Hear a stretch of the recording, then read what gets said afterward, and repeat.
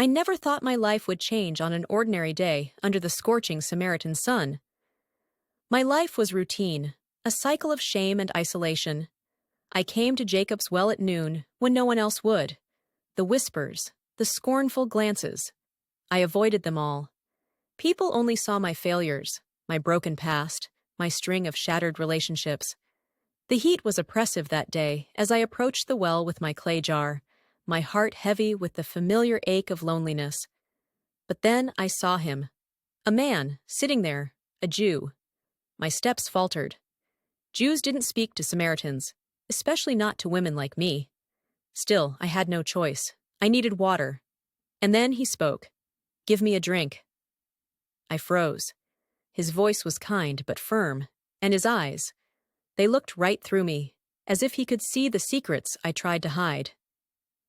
"How is it that you, a Jew, ask for a drink from me, a Samaritan woman?"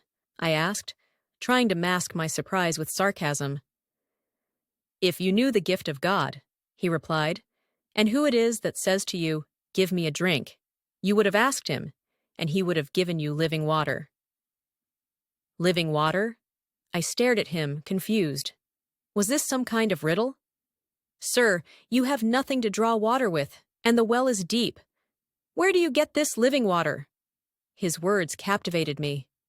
He spoke of water that would quench thirst forever, a spring of eternal life. I wanted it desperately.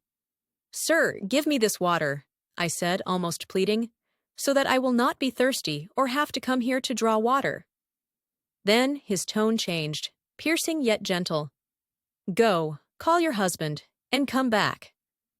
My heart sank. I looked away. "I have no husband," I muttered.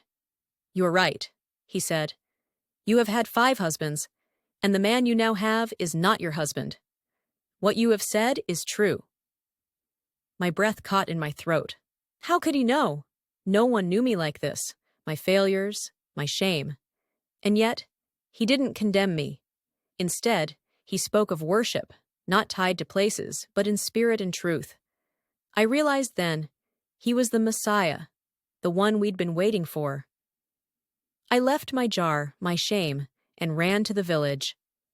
"Come, see a man who told me everything I ever did. Could this be the Christ?" For the first time, I felt free, unburdened, and alive.